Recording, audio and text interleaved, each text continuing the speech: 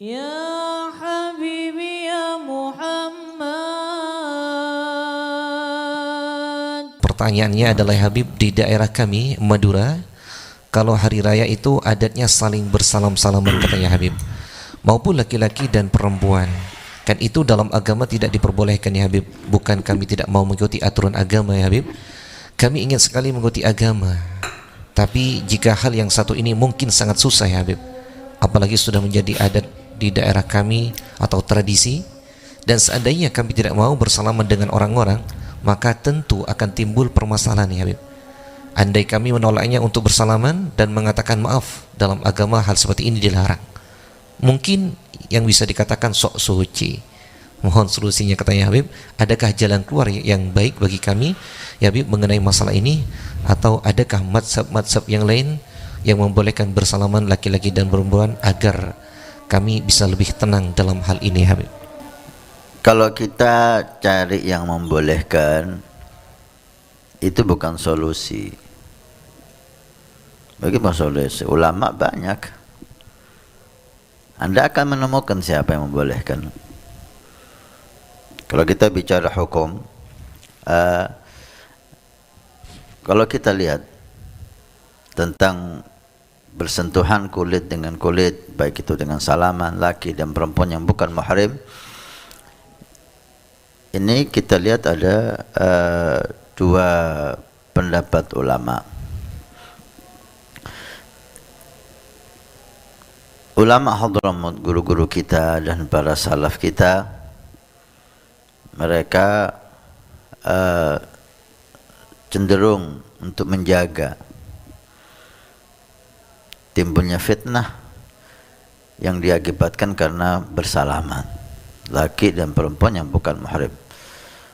Maka mereka secara sepakat mengharamkan hal itu, dan mereka membawakan satu hadis, ada dalil yang sangat kuat. Nabi SAW dalam satu riwayat beliau mengatakan, lebih baik tangan kamu tertusuk duri daripada kamu menyentuh perempuan yang bukan mahram, atau kamakal, ancaman yang keras. Dari sini ulama Hadramut yang kita ketahui mengharamkan, dan ditambah lagi, lam yubayi' Nabi sallallahu alaihi wasallam imra'atan qat, tidak pernah Nabi membaiat perempuan langsung jabatan tangan. Kalau memang ada baiat perempuan, maka dibaiatlah dengan sorban beliau. Disuruhlah mereka memegang sorbannya, di ujung sorban Nabi memegang ujung sorban yang lain. Jadi mungkin seperti ini, yang perempuan megang yang ujung sana, yang beliau megang ujung sini, dibaiatlah seperti itu. Artinya tidak, itu Nabi Muhammad,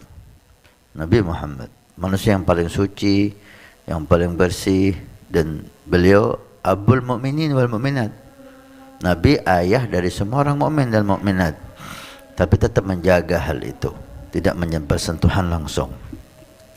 Dari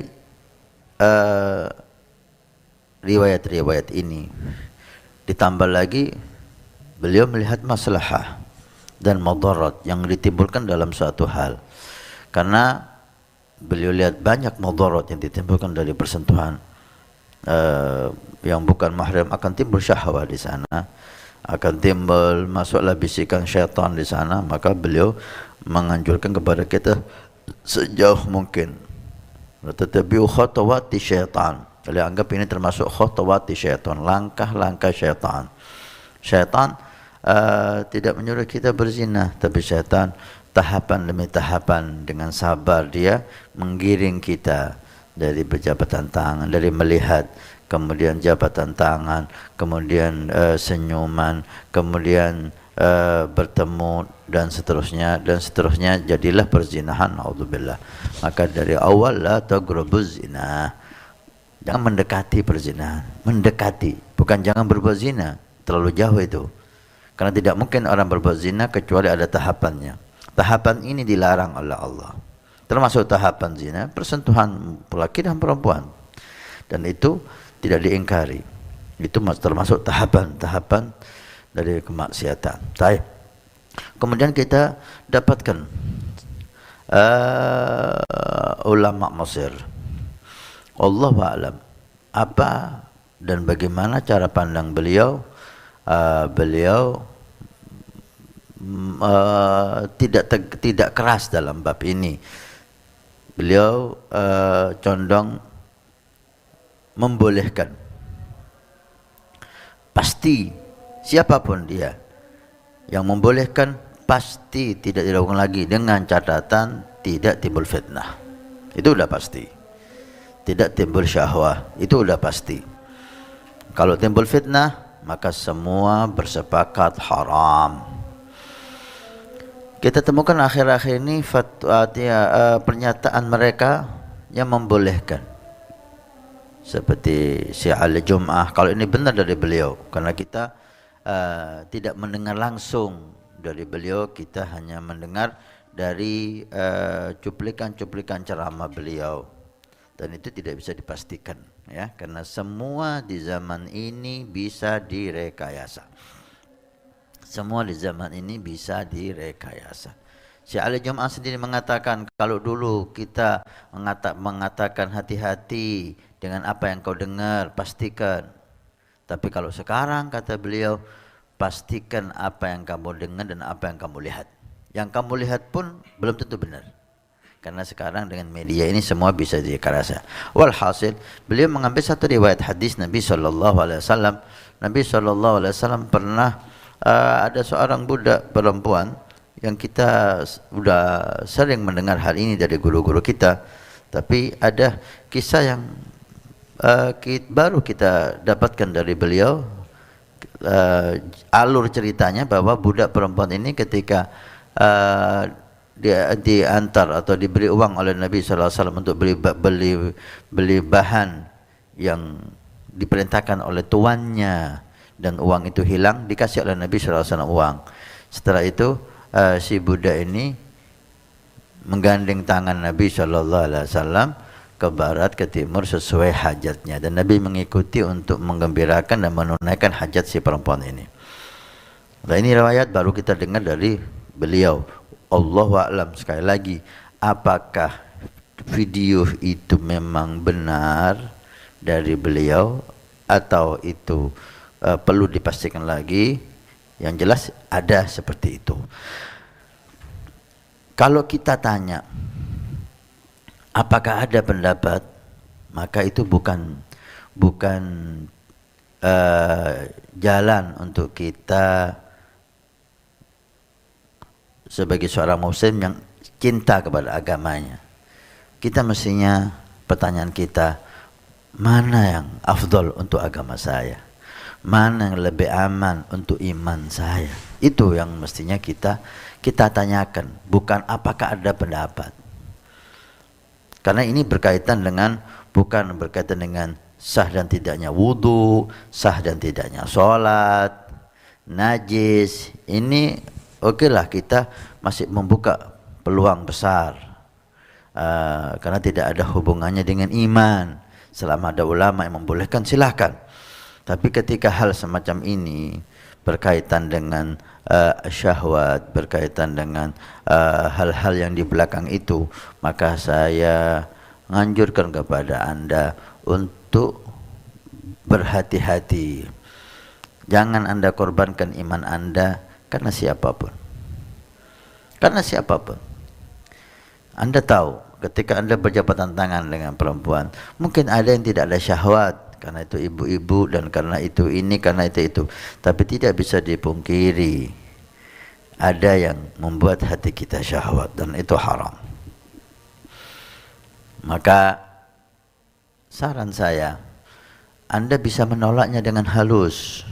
Maaf, saya punya wudhu.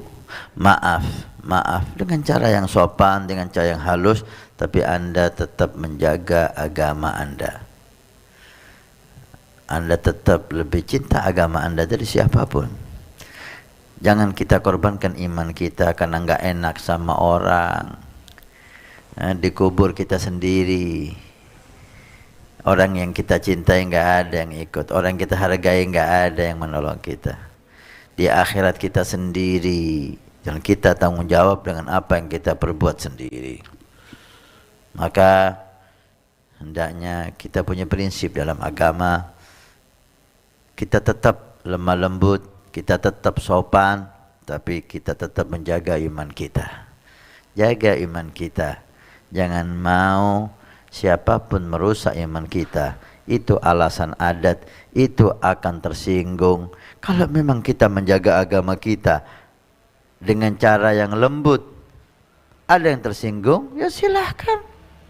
Urusan apa dia sama mereka? Tersinggung dia sendiri, tersinggung. Saya menjalankan agama saya, ini tuntunan agama saya. Kalau ada yang tersinggung, silahkan. Saya udah menjalankan agama ini dengan senyum, dengan sopan. Tapi maka kalau masih tetap ada yang tersinggung, kalau fadhal, silahkan. Mau diapain? Jangan sampai kita ada yang tersinggung, kita buang agama kita. Kita rela berbuat hal yang tidak diridhai oleh Allah Subhanahu wa taala. Kita rela membahayakan iman kita. Kita tahu ada yang membolehkan, tapi kita tahu hati kita. Tidak ada yang bisa memungkiri gimana ketika kita berjabatan tangan dengan yang bukan muhrim, tidak tergerak di hati sama sekali. Anda tahu dengan hati Anda. Jangan Anda bohongi diri Anda. Karena itu kita beragama dengan cara lemah lembut. Tetap tidak kita haram, ini mungkar, ini lah. Lemah lembut. Ada yang menganggap itu boleh, silahkan. Tapi saya tahu diri saya lebih cinta kepada iman saya menjaga iman saya capek menjaga iman ini. Saya tidak mau dirusak oleh apapun dan siapapun. Tetap lemah lembut, tetap senyum, dengan alasan punya wudu, dengan alasan apapun terserah, monggo.